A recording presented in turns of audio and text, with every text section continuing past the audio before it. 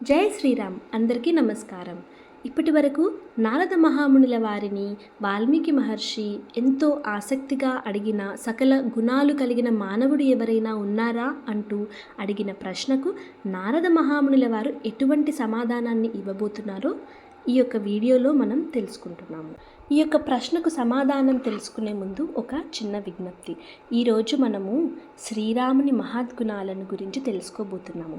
ఈ గుణాలు ఒక్కసారి మనం మన జీవితంలో అవలంబించగలిగితే, 1% సరే అవలంబించగలిగితే మన జీవితం ఎంత అందంగా మారుతుందో మీకే తెలుస్తుంది. కేవలం మనకే కాదు, దయచేసి ఈ యొక్క సకల గుణాభివంతుడైన శ్రీరాముని యొక్క గుణగణాలను మనం చిన్నపిల్లలతో కూడా, మన ఇంట్లోని పిల్లలతో కూడా వినిపించడానికి ప్రయత్నించండి. మహానుభావుడి గుణాలను తెలుసుకొని వాటిని పాటిస్తే వారి భవిష్యత్తు గొప్పదిగా మారుతుంది అని నేను దృఢంగా నమ్ముతున్నాను. కాబట్టి ఈ వీడియోని పూర్తిగా వినండి, పిల్లలతోనూ వినిపించండి. మరియు నేను శ్రీరాముని యొక్క గుణాలను నారద మహామునుల వారు వివరిస్తూ ఉండగా కళ్ళు మూసుకొని ఖచ్చితంగా ఆ యొక్క శ్రీరాముని అవతారాన్ని మనం గనక మననం చేసుకున్నట్లయితే మనసుకు ఎంతో హాయిని కలిగిస్తుంది అని అనుకుంటున్నాను.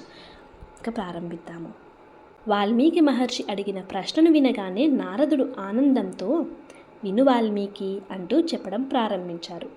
ఓ వాల్మీకి మహర్షి, నీవు చెప్పిన ఈ విశిష్ట గుణాలు సాధారణ మనుషులలో కనిపించడం చాలా అరుదు. అయితే నాకు తెలిసిన ఒక గొప్ప వ్యక్తి గురించి చెబుతాను, శ్రద్ధగా విను. అతడు ఇక్ష్వాకు వంశంలో జన్మించిన శ్రీరాముడు. అతడు మనస్సును వశం చేసుకున్నవాడు, అపారమైన బలశాలి, స్వయంగా ప్రకాశించే మహాశక్తి, పరిపూర్ణ ఆనంద స్వరూపి, అందరికీ ఆదర్శంగా ఉండే పరిపక్వమైన మనస్తత్వం కలిగినవాడు.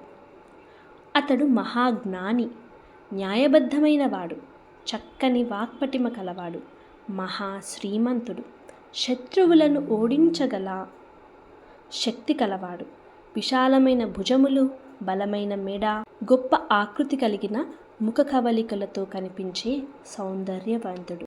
అతడు విశాలమైన ఛాతి కలవాడు, గొప్ప ధనుర్ధారి, బలమైన భుజాలు కలవాడు, శత్రువులకు భయపెట్టేవాడు, చేతులు మోకాలు వరకు సాగిన ఆకృతి కలవాడు, సువిశాలమైన ముక్కుతో, అందమైన నడకతో ఆకర్షణీయుడై ఉంటాడు.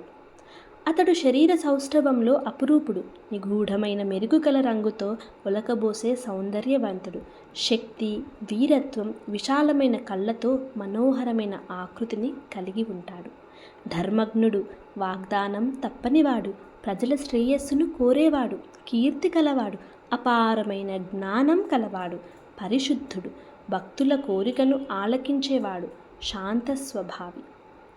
అతడు బ్రహ్మతో సమానమైన పరిరక్షకుడు, ఎల్లప్పుడూ మహాలక్ష్మితో కలిసి ఉండేవాడు, శత్రువులను నాశనం చేసేవాడు, ప్రాణికి అనగా ప్రాణకోటినంతా కూడా రక్షించేవాడు, ధర్మాన్ని పరిరక్షించేవాడు, తన క్షత్రియ ధర్మాన్ని కాపాడేవాడు, తన వారిని సంరక్షించుకునేవాడు, వేద ఉపవేదాల అర్థాన్ని పూర్తిగా గ్రహించినవాడు, ధనుర్వేదంలో ప్రావీణ్యం కలవాడు. అతడు అన్ని శాస్త్రాలను పూర్తిగా అవగాహన చేసుకున్నవాడు, బలమైన జ్ఞాపక శక్తి కలవాడు, ప్రతిభావంతుడు, ప్రపంచంలోని ప్రతి మనిషికి ఎంతో ప్రియమైనవాడు, ధైర్యంతో గంభీరంగా అనుకూలతను అనుసరించగల తెలివైనవాడు. ఆయన సముద్రంలా పరిపూర్ణుడు. అంటే ఎలా నదులన్నీ సముద్రాన్ని చేరుతాయో అలానే మహర్షులు, మునులు శ్రీరాముడిని సేవించి ఆశ్రయించేవారు. ఆయన అందరికీ పూజ్యుడు, సమభావన కలిగినవాడు, ఎల్లప్పుడూ చూడగానే మనసును ఆకర్షించే ఆనందభరితమైన రూపము ఉన్నవాడు, ధైర్యానికి హిమాలయంలా, గంభీరతకు సముద్రంలా. అంటే శ్రీరాముడి తల్లి కౌసల్యాదేవికి పరమ ఆనందాన్ని అందించేవాడు. అతను అన్ని మంచితనాలతోటి వాడే, సముద్రం లాంటి గంభీరత ఉన్నది, హిమాలయాల వంటి ధైర్యము ఉన్నది అతని దగ్గర.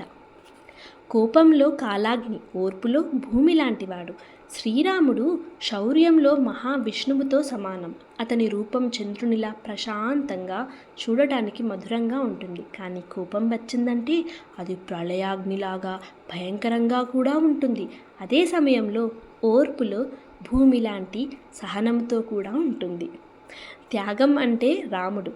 శ్రీరాముడు త్యాగంలో కుబేరుడితో సమానం. సత్యాన్ని కాపాడటంలో రెండో ధర్మదేవుడే మరి.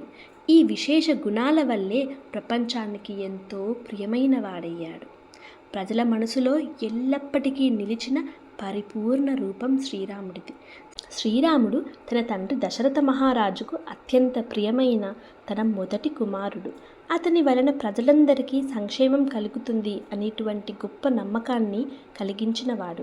ప్రజల ఆనందం, శ్రేయస్సు కోసం నిరంతరం శ్రమించే నిజమైన నాయకుడు మన శ్రీరాముడు.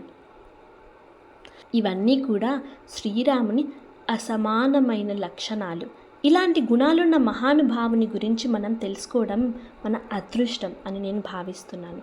ఈ యొక్క వీడియోను దయచేసి మీ పిల్లలతో పంచుకోండి. ఎందుకంటే ఈ గుణాలు మన పిల్లల భవిష్యత్తును వెలిగించే దీపాలవుతాయి. జై శ్రీరామ్. జై జై శ్రీరామ్.